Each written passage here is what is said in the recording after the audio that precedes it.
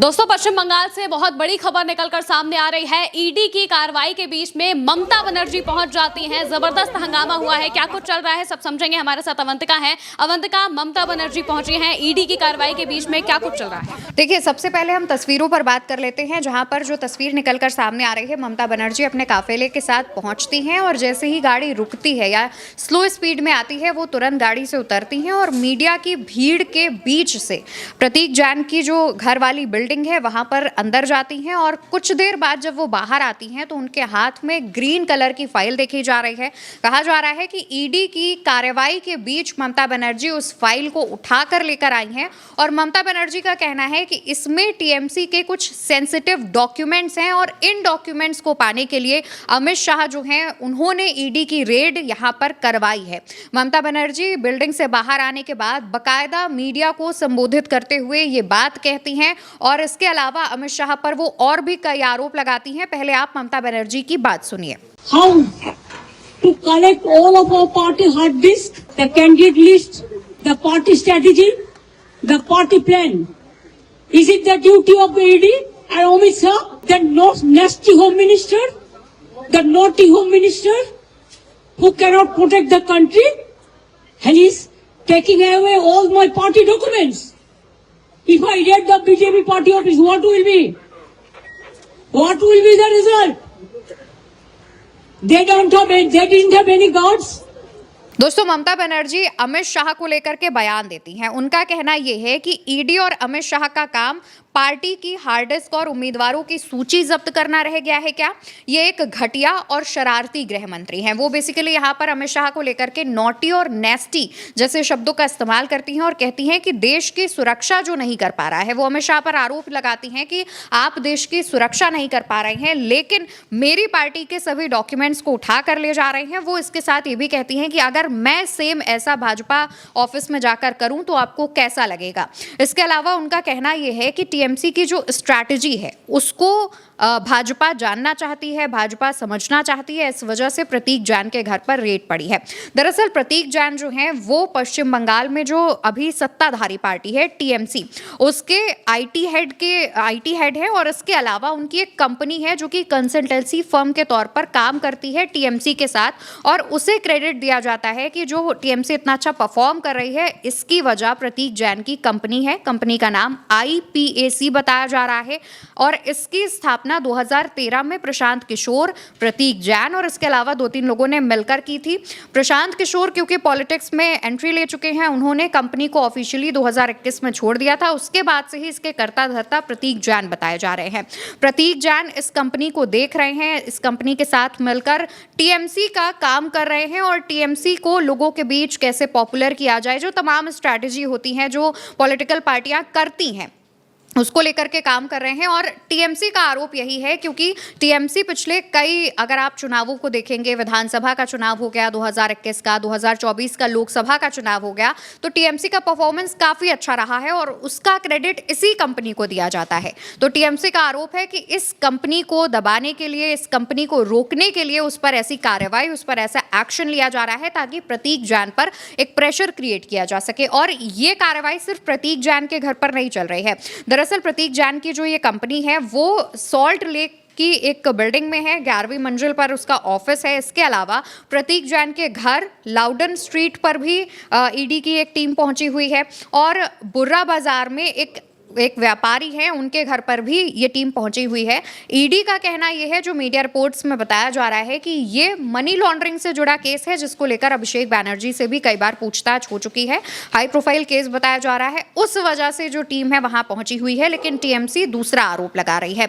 और आमतौर पर दोस्तों ऐसा बहुत कम देखने को मिलता है, या आज तक कभी ऐसा देखने को नहीं मिला है कि ईडी की कार्रवाई के बीच कोई मुख्यमंत्री ऐसे पहुंच जाए और इस तरीके के वहां जाकर के, जहां कार्रवाई हो रही है वहां जाकर कोई फाइल लेकर के बाहर आ जाए।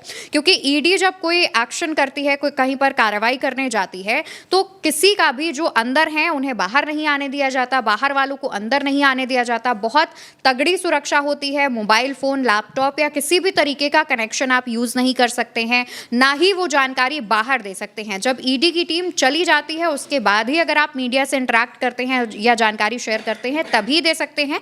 जब तक ईडी आपके घर में, आपके ऑफिस में रहेगी तब तक तक आप कोई भी जानकारी बाहर नहीं पहुंचा सकते। लेकिन जब ईडी कोलकाता में ऐसे रेड कर रही थी, उस दौरान ममता बनर्जी ना सिर्फ वहां पहुंचती हैं बल्कि एक फाइल लेकर निकलती हैं। ममता बनर्जी अपने बयान में ये भी बताती हैं कि उनके पास ये जो ग्रीन कलर की फाइल है, उस फाइल में टीएमसी के कई हार्ड डिस्क हैं, कई सारी सेंसिटिव इंफॉर्मेशन है, जिसको लेने के लिए ये ईडी ने ऐसा ही कार्रवाई की है और ईडी ने ये कार्रवाई अमित शाह के कहने पर की है। आमतौर पर महिमा हमने भी सुना है कि विपक्ष ये आरोप लगाता है कि ईडी और सीबीआई का इस्तेमाल किया जा रहा है भाजपा की तरफ से ताकि विपक्ष पर दबाव बनाया जा सके। ममता बनर्जी भी यही सेम चीज कह रही हैं। अब ये जो एक्शन है वो और ज्यादा चर्चाओं में इस वजह से भी आ जाता है क्योंकि पश्चिम बंगाल में अप्रैल मई के महीने में चुनाव होने हैं और चुनाव से पहले आप जनवरी में इस तरीके की कार्रवाई हो रही है, ममता बनर्जी पहुंच रही हैं, अमित शाह पर आरोप लगा रही हैं, तो ये काफ़ी हाई प्रोफाइल केस भी हो जाता है। पश्चिम बंगाल की पूरी जनता की नज़र इस पर है, देश भर की नज़र इस पर है। और अगर हम बात करें इस कंपनी के बारे में, तो इस कंपनी की स्थापना हमने आपको बता दी कि 2013 में प्रशांत किशोर ने की थी। लेकिन जब ये कंपनी शुरू हुई थी तब इसका नाम इंडियन पॉलिटिकल एक्शन कमेटी की जगह पर सिटीजन फॉर अकाउंटेबल गवर्नेंस था। लेकिन इसके बाद कुछ समय बाद जब प्रशांत किशोर ने इस कंपनी को छोड़ा तो इसका नाम आईपैक रखा गया, यानी इंडियन पॉलिटिकल एक्शन कमेटी रखा गया। इस कंपनी का काम क्या होता है हम आपको वो बता देते हैं। ये कंपनी पिछले कई सालों से एक्टिव है, टीएमसी के साथ काम कर रही है और सबसे ज्यादा इंटरैक्शन अभिषेक बैनर्जी के साथ इस कंपनी का होता है। प्रतीक जैन का इस कंपनी के साथ अभिषेक बैनर्जी से ज्यादा इंटरैक्शन होता है। कहा यह जा रहा है कि आईपैक की जो टीम है वो कई विधानसभा केंद्रों में समीक्षा कर रही है। विधानसभा चुनाव में तृणमूल के कैंडिडेट कौन होंगे, किसको टिकट दिया जाएगा, किसे बाहर रखा जाएगा, किसके खिलाफ एंटी इनकम्बेंसी की लहर है तो उसे टिकट नहीं देंगे, ये सारी चीजें देख रही है। और इसकी इंफॉर्मेशन जो है एक हार्ड डिस्क में थी और वो हार्ड डिस्क आईपैक कंपनी के ऑफिस में था, प्रतीक जैन के पास था और उसको लेकर के ही जो तमाम चीजें हैं वो निकलकर सामने आ रही है। ममता बनर्जी जो आरोप लगा रही हैं, ममता बनर्जी का कहना यह है कि भाजपा एसआईआर कराने के बाद भी ये समझ चुकी है कि पश्चिम बंगाल में वो जीत नहीं सकती है, इस वजह से वो तमाम हथकंडे अपना रही है। इसके अलावा ममता बनर्जी ने अभी तक अपने ऑफिशियल अकाउंट से इसको लेकर पोस्ट नहीं किया है, लेकिन जो ऑल इंडिया तृणमूल कांग्रेस का ऑफिशियल पेज है और बाकी तृणमूल कांग्रेस के जितने भी विधायक सांसद हैं वो इस मामले को सोशल मीडिया पर काफ़ी जोर शोर के साथ उठा रहे हैं। इसके अलावा जो जानकारी अभी जो अपडेट सामने आ रही है उसमें ये बताया जा रहा है कि कई और ऐसी जगह हैं जहां पर आगे आने वाले दिनों में ऐसी छापेमारी की जा सकती है। लेकिन क्योंकि ममता बनर्जी ने ये एक्शन लिया है तो अब इस एक्शन के बाद भाजपा ममता बनर्जी पर हमला कर रही है और भाजपा ये नैरेटिव दिखाने की कोशिश कर रही है कि प्रतीक जैन किसी मामले में शामिल हो सकते हैं, इस वजह से उन्हें बचाने की कोशिश ममता बनर्जी कर रही हैं। और ममता बनर्जी और उनकी पार्टी का कहना यह है कि टीएमसी की सेंसिटिव इंफॉर्मेशन भाजपा के हाथ ना जाए, इस वजह से ममता बनर्जी वहां पर पहुंची हुई थी।